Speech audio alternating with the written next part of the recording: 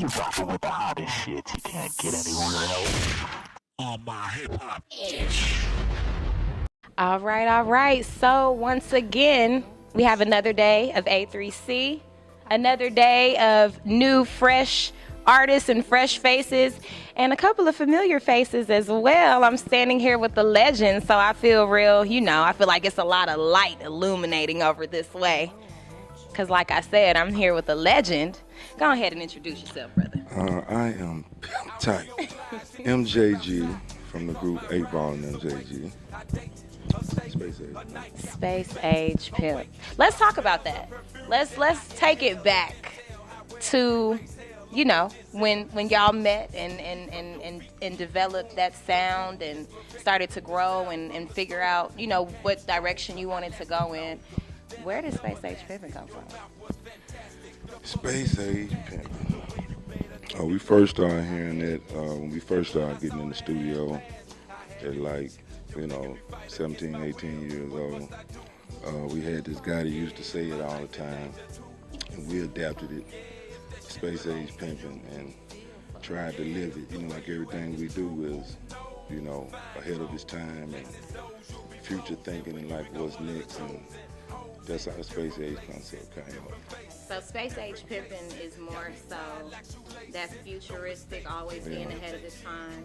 Yeah. Not necessarily. Yeah, not just like the same old, Not just the same old term. Yeah, Okay, gotcha. Ahead of its time. So, if you notice, we got a visitor. He came in and jumped in, so I'm gonna let him introduce himself. 8 Ball, the other half of 8 Ball and MJG. Yeah. So I'm happy I have the both of you here. I want to ask you, what about MJG inspires you? What about him? What about your relationship? What does he bring to the two of you? And I want to know the same thing from you as far as Ball. Or should we start with MJG? I mean, it don't matter. I just think you can always expect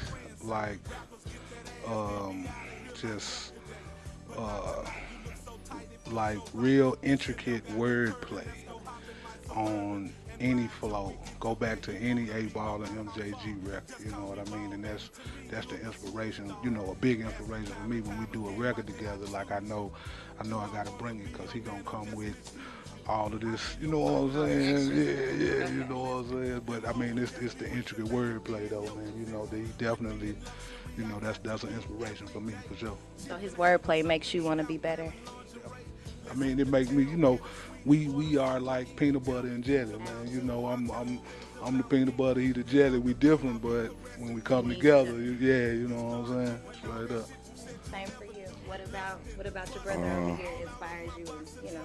Pretty much kind of the same. He's the big storyteller. So like he lay them stories out real good and make you feel like you're there. So they compliment what I do. The same. And I think we just, we are the unlike alike. We honor like alike. I like that. That's a good phrase. I want to say thank you because, thank you. No, I feel like the two of you have paved such a way and created such a sound and inspired a whole generation of not just young men, but young artists, young MCs such as myself who want to figure out how to tell a story because y'all are storytellers. And thank you for that. Thank you for inspiring us and moving a generation to want to make this Space Age Pimpin' type of music. So, fish and grits or chicken and waffles? Fish and grits. Fish and grits or chicken and waffles? Chicken and waffles, baby. See? Two different answers. Check that out. Okay. I would go both. So, after this, we're going to get the chicken and waffles and the fish and grits. and we're gonna talk like good music.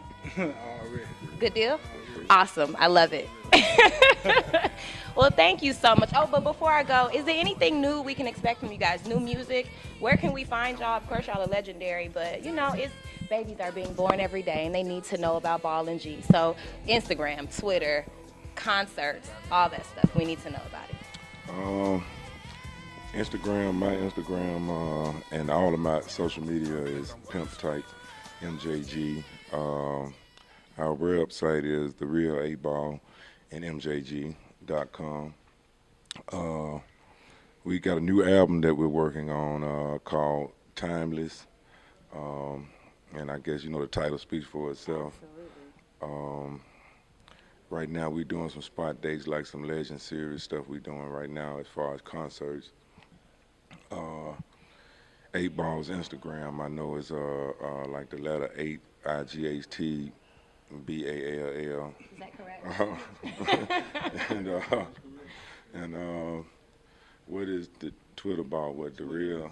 The real _ 8Ball. Okay. DAREAL _ the number 8 BALL. Okay. I want to ask one more question before we go, because I feel like y'all were just as excited as I was. Oh. And the real 8Ball and MJG.com. The real 8Ball and MJG.com. And just in case you did not get that, the real 8Ball MJG.com. How excited were y'all about the Outkast concert? I just want to know, like, was that a big deal? Was your heart going like parumpa pump pump like mine was, or that was like a serious thing for y'all, right? Yes. What was your favorite part about the Outkast concert? Man, you know, we like the love and the support, you know. It just felt excellent, you know. It's like there's no rush greater than you can receive than like a rush, you know, like that when it's that many, you know, a mass of people who love you like that, right. You know. So, you know, the feeling was incredible. It was definitely some Southern history made, much like the Southern history that's being made right now. I'm here with two legends, two kings, two storytellers, and I'm sure y'all are just as excited to be watching this as I am to be standing here with them. So, on behalf of All My Hip Hop Ish, OMHHI, and of course CNN.com, this is Ashton Breon, Lioness Smash, signing off with Ball and G, and this is some hip hop shit right here. I don't know about y'all, but I am definitely on my hip hop ish right now. Y'all on y'all hip hop ish right now? Definitely. Peace. You rockin' with the hottest shit. You can't get anywhere else. On my hip hop ish.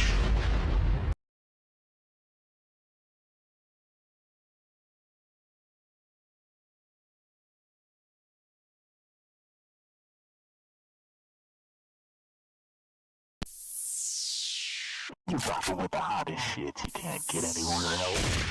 On my hip hop ish. Yo, what up? What up? It's your boy Miko, man. New face of R&B, A-Town in the building. I'm on my hip hop ish. You already know how we get it poppin'. Zone 3. Let's go.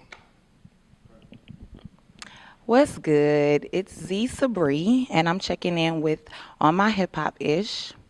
I have with me here today the very sexy R&B crooner, Miko. What's going on with you? You looking like I see you get a little swag on. We're gonna get right into it. You're signed to Freeway Ricky Ross's label, right? Not to be confused with Rick Ross, Rose. He's good, but we talking about the real Rick Ross, okay? By way of Universal, correct? So tell me, how did that come about? Well, you know, just recently, probably like a month or two ago, I did my like, you know, single release, and I was releasing a mixtape. It was called Late Nights, Early Mornings. And I was showcasing some of the music and kind of see what people in Atlanta thought about the direction I was heading in, make sure it was a good direction. So, you know, just so happens, you know, his representatives and A&Rs were in the building, and you know, hit me up after the situation. Shouts out to my girl Toy, you know, one of my stylists or whatever. She put me on to him, and he was like, you know, she said he's interested in your situation. Spoke about it, sent more music. 24 hours, I was on the phone with Ricky, on the phone with Suave, and you know, Tiffany Gaines. You know, also she's a manager for the whole label, or whatever. She manages Curtis Young, which is Dr. Dre's son, and she set that whole situation up with Beats by Dre and everything up. So I was just on the phone with them, and they was so excited about my situation and loving the music. So it took me about a week or two to get everything situated as far as paperwork and everything, and I thought it would be a good situation for me. So here I am in the future. You already know. Absolutely. And so with that, you're signed to the label. How has it been working with different collabs? Have you found that it's been more connections being made since you've been with them than before? Well, it's a different outlet. I've been with the label I was with before was Out of Pocket. Well, not Out of Pocket. I'm sorry. IME, Independently Major Entertainment, which was owned by football player Thomas Jones, NFL football player Thomas Jones, and I was over there for about like 7 to 8 years or whatever, and that was a great situation. So I got to pretty much meet everybody in the industry, as far as like from the top to the bottom, from Leor to Sylvia, Jason Derulo, Ross, Future, everybody like that. Pretty much I got a chance to work with those people. So I've been blessed, leading up to this situation. So I would say I'm seasoned. So, with them, it's a little bit more different. I'm more with him, it's more on the documentary and the more movie side of it. So opens my situation up for more acting roles, more commercials, more things like that. So I'm dabbing in that a little bit, you know what I'm saying? Like I said, I just finished a song for the soundtrack of Cracking the System. And, things are going great, with those connections I made in the beginning and these connections, everything is kind of like coming together right now. Okay. Speaking of, okay. That's your song with Future, right? Okay, so how was it collabing with Future? I know you mentioned it before, so tell us like how you actually came with that, came with making that connection, and how that was in the studio with him, because I know the vibe was probably crazy. That was crazy. Well, that situation came about. I was in Miami. Thomas was on off season in Miami, chilling in Miami, working out like we always do. And he was like, Cool and Dre said they want to work with you. So I was like, well, let's set it up. You know what I'm saying? So I went to the studio with Cool and Dre, great guys, man. We went through tracks, and we came across this track. And me, Cool and Dre, we sat down and we wrote the song. And it was like, I was like, dang, I wonder who I can put on the record. I was like, I want to get somebody from the A who popping right now. Future was popping at the moment. So I was like, so let's make that happen, you know what I'm saying? So we reached out to his people or whatever. It's an A thing, and everybody been from the A or whatever. So it was kind of easy, you know what I'm saying? Met up with him at downtown at the studio or whatever, and it was like Rocco was in there chopping up with Rocco, and they were listening to some of the music. And he was like, "Little bro, you be popping out, you kind of dope, you dope." So I was like, I appreciate it. So he heard the music. 15 minutes later, he had the hook, he had the verse. So I'm like, he's like, he's seasoned, he's a veteran at it. So he went in there like, okay, did a little thing, whatever like that. 15 minutes later, the verse was laid down. We chopped it up, spent time. And while we was sitting there, the football game was on TV. Thomas was playing, he was with the Chiefs, he was playing on the football team. And they went into halftime. And the phone rang, and he was calling from the locker room on TV. So Future was like, bro, you on TV right now playing football? He was like, yeah, man, I'm just trying to see how everything going, how y'all boys doing. So we talking to him during halftime while he playing in the NFL on CBS. So it was crazy, man. Great vibe. I still cool with them guys right now, man. And shouts out to the whole, A1 Click and Rocco and them, everybody over there, free band. So the rest is history, you know what I'm saying? So your latest mixtape, you have to tell me how you came up with the name of that. I think it was so awesome. I actually kind of giggled when I first heard the name of it. So it's the name of the mixtape, where we can find it, and how you came up with the name, because I want to know how you came up with the name. Well, Late Nights, Early Mornings.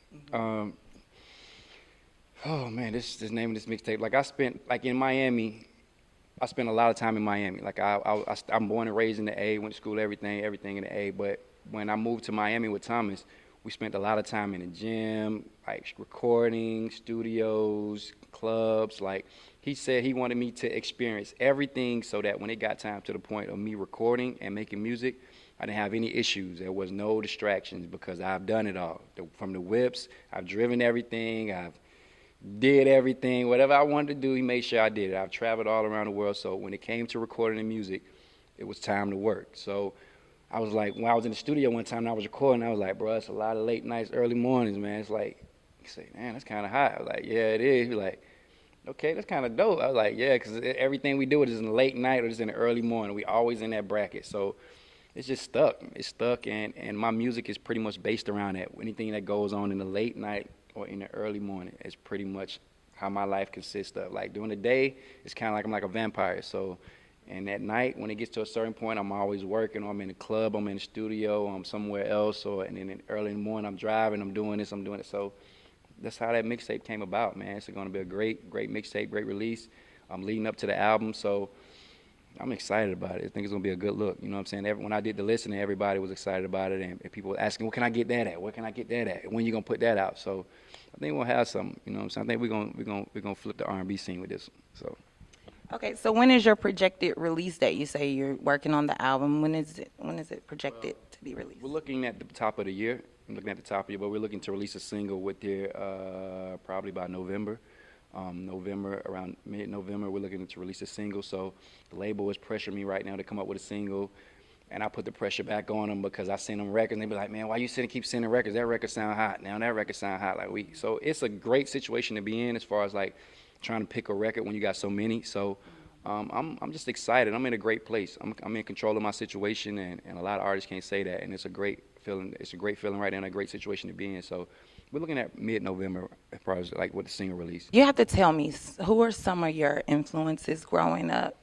Because I've heard you perform, and I noticed you like to reference some artists that have been out since the 90s. So you got to tell me, who are some of your influences growing up? Well, I grew up on a lot of 90 artists, you know what I'm saying, from your D'Angelo's to your Kells or whatever. But, you know, in my household growing up, my dad was a musician. He was an artist. So he played certain music. He played a lot of old school music. And I wondered why. Now I understand why he played it. And he explained to me before he passed why he played a lot of music. He was like, not just because he was a music lover, but he wanted me to have that substance. He wanted me to understand where my origin came from, why I love it so much, and why it's in me. So, you know, from the Delphonics, the Shy Lights, the Stylistic, Temptations, Manhattans, Teddy Pendergrass, Marvin Gaye, Al Green, all those people I heard every Saturday growing up when I had to clean up or doing my chores. So these are the things where I got my substance from, and these are the things I pull from when I do my own music.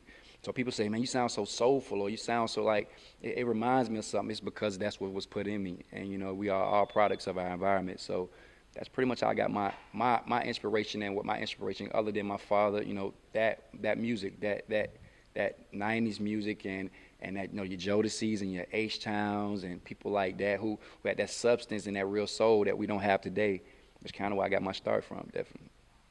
Okay, so if you could work with any of those artists who are still making music now, who would you say you work with of those artists that you mentioned? My favorite artist, like my favorite singer of all time, would be Dino, but he passed from H-Town, so that's like my number one group. Jodeci, I love Jodeci, but H-Town was like, it was dope. So, you know, shouts out to the homie, rest in peace to him. You know what I'm saying? We lost a great one. We lost a great voice when we lost him. But I would have wanted to work with him.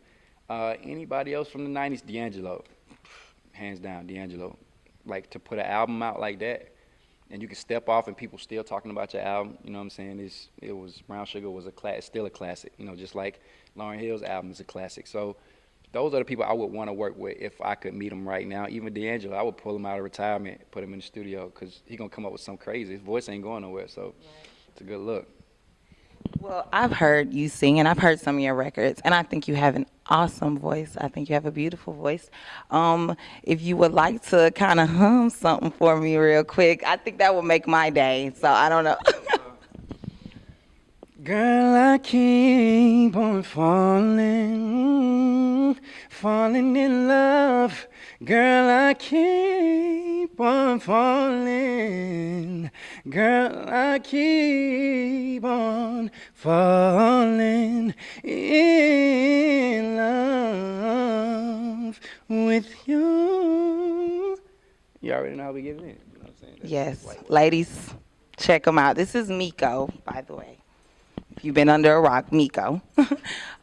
So your voice is absolutely amazing. That just gave me a tingle down my spine. Was that an original piece? Nah, that was Jodeci. You know what I'm saying? If you like when I first saw the "Love You for Life" video, I was on Vivo or whatever, and at the beginning of the video, Casey sings that in the beginning of the video.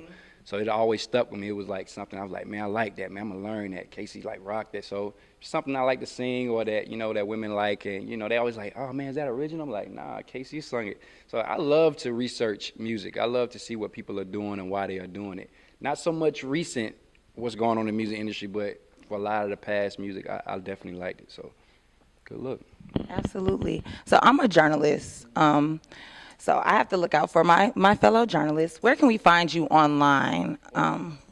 At Miko ATL, MYKO ATL, Twitter at Miko ATL, MYKO ATL, MikoATL.com. And then, like I tell everybody, you can Google me. I'm probably about like 200, 300 pages deep. You know, I've been doing it for a minute, and you know, I've been blessed to. There's some bad stuff on it, but it's more good than bad. So you know, everybody got a little dirt. You know how that go. But definitely, you can Google me, man. I'm all over the place. All over the place, definitely. He's everywhere. He is definitely everywhere. All right. So he makes music for the soul. You got to check him out. Check him out at Miko ATL on everything. And you just been invited to an MHHI exclusive interview. Thank you so much for sitting down with me. Thank you so much. Thank you so much. She got me over. I told you I'm doing that blush thing, so it's all good. You rockin' with the hottest shit. You can't get anywhere else. On my hip hop itch.